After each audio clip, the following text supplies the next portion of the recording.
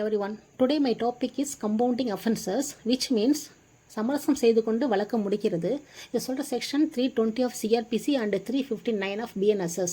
Here BNSS and CRPC both actually may 9 subsections are there. மொத்தம் 9 subsection இருக்குது. அதில் first ஒன்று செகண்ட் ஒன்று நம்ம சேர்த்தே பார்த்துடலாம். ஏன்னா அதில் ஒரே வித்தியாசம் தான் இருக்குது. இந்த புக்கில் நீங்கள் வந்து செக்ஷன் ரெஃபர் பண்ணிங்கன்னா இந்த சப்செக்ஷன் 1 and 2ல் 3 காலம்ஸ் இருக்கும். ஃபஸ்ட்டு காலம் வந்து offence, second column sections, third காலம் வந்து அந்த குறிப்பிட்ட நபர்கள், பாதிக்கப்பட்ட நபர்கள் ஒவ்வொரு வழக்குக்கும் ஒவ்வொரு மாதிரி குறிப்பிட்டிருப்பாங்க. அந்த குறிப்பிட்ட நபர்கள் ஒத்துக்கிட்டால் தான் அந்த வழக்கை முடிக்க முடியும். சரிங்களா?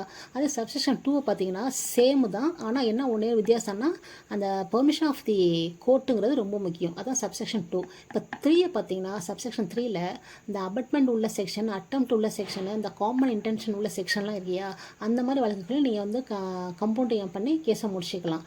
4th ஒன்றில் 2 சப்செக்ஷன் இருக்குது. 7ல் பார்த்தா சிஆர்பிசியில் சொல்லப்பட்ட பாரு under the age of 18 years, idiot, lunatic, இந்த 3 நபர்களை குறிப்பிட்டிருக்காங்க. அந்த 3 நபர்கள் ஈக்குவலாக இதே பிஎன்எஸ்எஸில் சைல்டு ஆர் அவுன்சோன்மெண்ட் சொல்லிட்டு 2 வெளில முடிச்சிட்டாங்க. இந்த மாதிரி நபர்கள் உள்ள அந்த கேஸில் நம்ம என்ன பண்ணோன்னா, இந்த கான்ட்ராக்ட் படி யாரெல்லாம் கான்ட்ராக்ட் போட தகுதி இருக்காங்களோ அந்த நபர்கள் கோர்ட்டில் பெர்மிஷனோட இந்த வழக்கை கம்பவுண்டிங் பண்ணிக்கலாம். அதே போல் சப்செக்ஷன் பியை பொறுத்த வரைக்கும் அந்த விக்டிம் பாதிக்கப்பட்டவங்க இறந்துட்டாங்கன்னா அந்த லீகல் ரெப்ரஸன்டேட்டிவ்ங்கிறவங்க சிபிசியில் உள்ளவாறு அந்த லீகல் ரெப்ரஸன்டேட்டிவ் யார் இருக்காங்களோ அவங்க வந்து with consent of the court அந்த வழக்கை கம்பவுண்டிங் பண்ணி முடிச்சுக்கலாம். அதேபோல் 5th ஒன்று பார்த்தீங்கன்னா ஒரு வழக்கு இன்னொரு வழக்குக்கு அனுப்புவாங்க இல்லையா கோர்ட்டுக்கு ட்ரையலுக்காக, ஹேஸ் பீன் கமிட்டட்னா அனுப்புறது, has been committed for trial, விசாரணைக்காக ஒரு கோர்ட்டில் இன்னொரு கோர்ட்டுக்கு கேஸ் அனுப்புகிறாங்க. அதே போல் ஒரு கேஸ் வந்து கன்விக்ட் ஆயிடுச்சு, மேல் கோர்ட்டில் அப்பீலுக்கு பெண்டிங்கில் இருக்குது.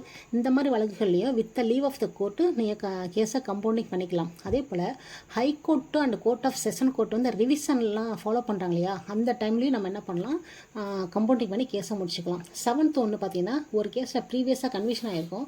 அதே நபருக்கு வந்து நம்ம ப்ரெசென்ட்டில் ஒரு கேஸ் நடந்துட்டு அதுலேயும் கன்விஷன் பண்ணுற மாதிரி சூழலில் என்ன பண்ணுவாங்கன்னா என்ஹான்ஸ் பனிஷ்மெண்ட் கொடுப்பாங்க. அந்த மாதிரி சூழ்நிலையிலும் அதே போல் வேறு ஏதாவது பனிஷ்மெண்ட் டிஃப்ரெண்ட்டாக கொடுக்குறாங்களோ அந்த மாதிரி சூழ்நிலை இந்த கம்பவுண்டிங் ஆஃபென்ஸ் வந்து இங்கே வந்து பயன்படுத்தவே முடியாது. Shall not liable. ரைட்டுங்களா? அதே போல் 8 பார்த்தீங்கன்னா இந்த மாதிரி வழக்குகளில் அக்யூஸ்டுக்கு என்ன கிடைக்கும்னு கேட்டிங்கன்னா அக்யூட்டில் தான் பண்ணணும். அக்யூட்டுங்கிறது விடுதலை. 9th ஒன்றுங்கிறது இங்கே 320லையோ 315 சொல்லப்பட்ட அந்த ப்ரொவிஷன்ஸ் தவிர வேறு எந்த ப்ரொவிஷனுமே கம்பவுண்டிங் அஃபென்ஸ் கிடையாதுங்கிறது தான் இந்த 9th சொல்லுது.